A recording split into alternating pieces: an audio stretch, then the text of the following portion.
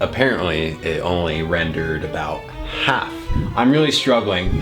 Sweet mother of Jesus. Today, I'm embarking on a mission to create one of the most unsatisfying renders that hopefully you'll ever see, based on one of the most unsatisfying movies that arguably exists, and that is Office Space. I am trying to replicate the scene where he is in traffic and he sees the lanes moving that he's not in, and he changes lanes, and then it comes to a complete halt and the lane he was just in starts going again.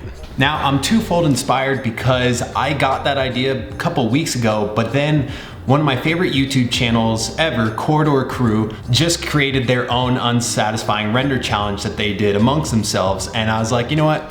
I should do it too. I can use this as another excuse to get more acquainted with redshift and see what kind of cool video I can create. Now on the flip side, it might just drive me to drink. We'll see how hard it is and if I can pull it off. Now let's get into it. Now as I'm looking for the cars that I'm doing, I'm keeping in mind that I'm going to do a top-down angle. So I won't need crazy detail because I don't think you'll really be able to see the tires or anything like that. But I do need the main car to be a unique car, but not too unique. Like when I'm looking at this, I see they have a Toyota Supra, and I like Toyota Supras. I think they're pretty sick, but they have a 2JZ motor in them and they have a very unique sound. So like car aficionados would be like, oh, you know, maybe something easier to do is maybe just a regular sports car or maybe a Mustang. They have a more indistinguishable noise, I feel like, as opposed from the 2JZ, but I don't know. We will see what I go with.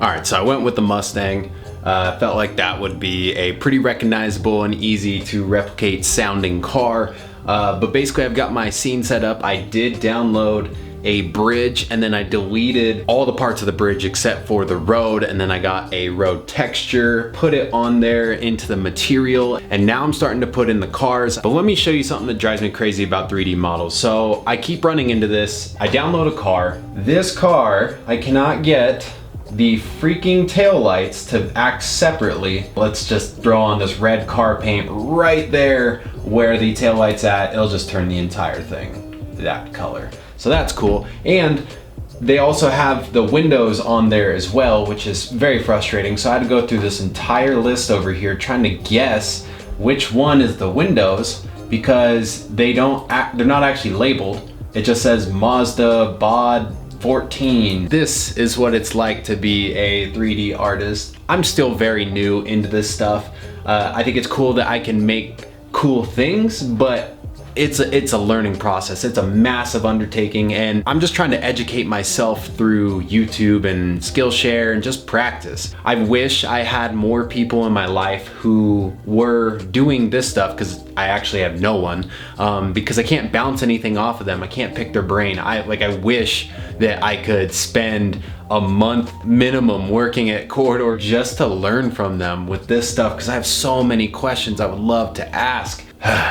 Anyway, we now are going to move on to the animation portion of this. There's a couple different approaches I could do. I could just animate the road to move instead of the camera, but I think I'm just gonna keep it simple and just do the camera. And it's gonna be interesting because I have to animate their speeds and then them turning and braking and so on. So this is probably going to be a time-consuming animation, but I think it's going to be really fun when it's done. And I'll probably just have the car weave through maybe twice or 3 times and just have it loop. So that is something that I'm going to have to think about going into this. So keyframing has proven to be very difficult because I'm trying to fake motion out of this car, and when it goes onto the brakes, I want it to look like it kind of jerks a little bit as it's coming to the stop. I just want to show you real quick what it looks like in here, what my scene consists of. So if I hop out of the camera, you can see after I zoom out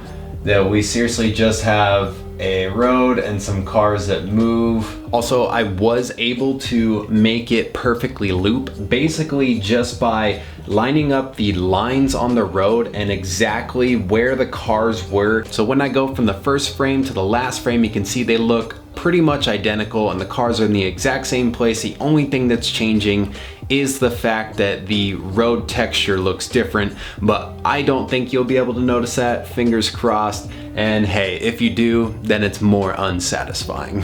So I'm gonna let this thing render. I'm not sure how long it's gonna take right now, but I think this is gonna be sick, and we'll see how it turns out tomorrow. Alright, so it is the next morning, and I'm gonna check to see where the render left off. Hopefully it's done, but there's been plenty of mornings where I wake up and it's like halfway done. So we're gonna check that now, and also it snowed outside, so that's kind of cool. Got my Dunder Mifflin mug right here. Something's up. Apparently it only rendered about half of what I needed to render. I'm not sure why yet. It's set to all frames, set for the duration that I need, but it stopped at like halfway through. If this ever happens to you, you don't have to re-render the entire thing. Just figure out exactly which frame it left off on and start the frame range from there all the way to the end. But what sucks about that is that now this thing's going to have to be rendering during the daytime. So that, that sucks. And now we hit render again. All right, so my render is almost done rendering, but after I watch it in full motion, I'm realizing that it looks like the car is hitting a bumper like it's a bowling ball right here. Boink, and it bounces. The problem is that the keyframe interpolation, no matter which easy ease you seem to do, it just all looks like crap. And then I am guilty of not being very good at working a keyframe graph where you can control the ramping of it. Every time I do it, I seem to make it worse. So I'm really struggling. This shit's hard. Sweet mother of Jesus, I think I finally got it. I think I got it. It only took redoing the keyframes like 100 times.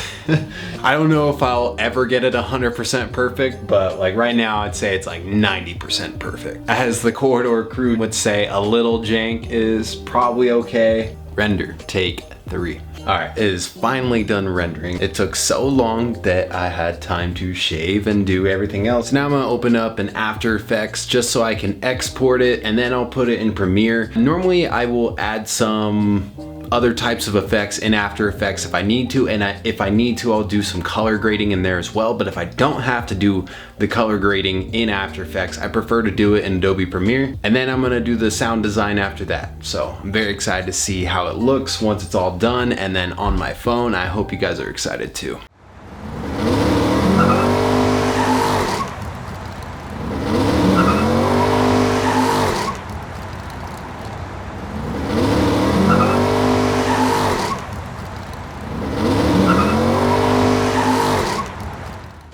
Thank you guys for watching this and coming along as I built out this unsatisfying render. I hope you are just as unsatisfied but equally satisfied as I am. So if you enjoyed that video, please consider subscribing because you don't want to miss out on stuff like this, tutorials, vlogs, movie podcasts, the whole shebang. All right, thanks guys.